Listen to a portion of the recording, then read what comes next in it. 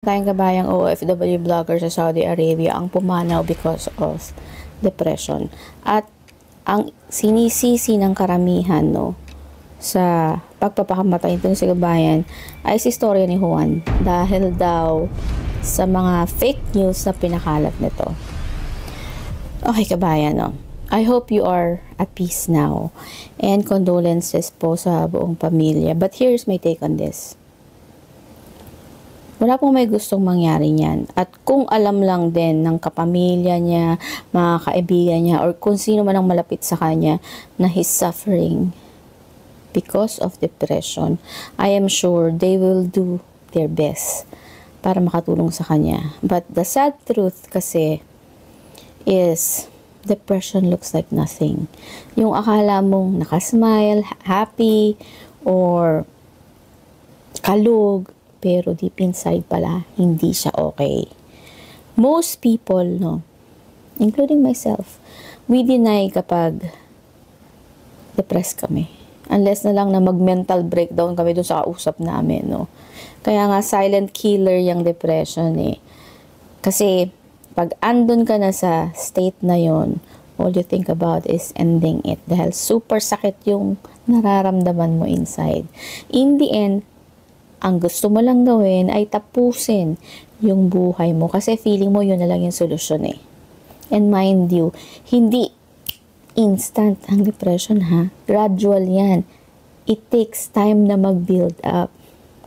And honestly, opinion ko lang to and some of you might not agree with mine, pero sabihin ko pa rin. I don't think na si istorya ni Juan ang dahilan ng pagtatapos ng buhay nitong ating kabayang OFW vlogger sa Saudi Arabia. Why? Kasi definitely ay merong mas malalim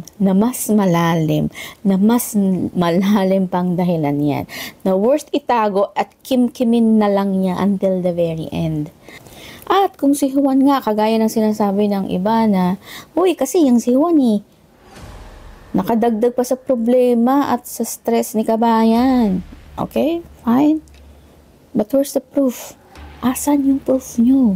Madali lang kasi magsabi. Talk is cheap, sabi nga, diba? Madaling magbintang, pero asan ang pruweba? Asan ang ebidensya? Yun yung importante Kaya yun ang ilabas nyo. Hindi yung maghanap lang kayo ng mapagbibintangan or mapagdidiskitahan ng dahilan ng pagpanaw itong si kabayan.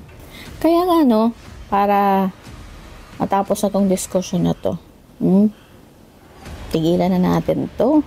Bintangan ng bintangan.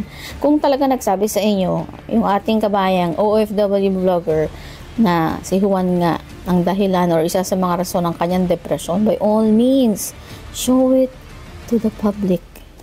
Hindi kasi counted yung sabi kasi sa akin o naikwento sa akin Hindi counted yun. Kasi kahit sino naman pwede magsabi nun. Kaya, mas mainam, ipakita nyo yung proof nyo. Especially yung mga nakakalat nito na mga vlogger din na, kaibigan ko ni kabayang OFW vlogger or kahit kapamilya ka pa. It's your time to shine. Patunayan nyo yung kiniklaim nyo. Pero matanong ko lang lalo na dito sa mga nagmamagaling na vloggers or kung sino man yung ka-close itong kabayan natin na nagpatiwakal. Anong ginawa nyo after niya mag-open up sa inyo about his depression? Meron bang kumonta kay Juan? Kasi sabi niyo, di ba, kasali siya doon. Meron ba? But you know what, in fairness kay istorya ni Juan, pinanood ko yung video niya, hindi naman siya inatake directly Because kung gusto ni Juan yun, hindi niya need i-censor yung picture ni kabayan. Actually, kung inintindi nyo yung video, yung mga sinabi ni Juan doon sa more than 30 minutes niyang live video, it's more about the allegation ng letter sender na binasa lang ni Juan. Did he say his name? No. But for sure, it's there. Pero hindi niya ginawa yun. Then, towards the end ng topic, ay reaction na lang to dun sa mga commenter dun sa live niya that time. And FYI din ha. Alam niyo ba na ang losamat means it's an Arabic word for please. Pag meron kang kausap na lalaki, yun ang sinasabi mo. Losamat. So, if you really don't know him, you cannot tell unless nag-react si kabayang OFW vlogger dito sa video ni Juan. So, sa akin lang, no, wag kayong bintang ng bintang kung hindi nyo naman kayang patunayan. At talagang para sa akin, no, hindi ako naniniwala na si Juan ang dahilan. Bakit nagbigti? Itong si kabayan, or siya yung one of the reasons. Kasi for sure, he will make the world aware about it. But he didn't. He chose to be silent. So, let's respect that. Kaya paalala po para sa aking mga kababayan dyan who suffer from depression, please, seek help immediately. And please, don't give up. Ano masasabi niyo dito sa issue na to, kababayan?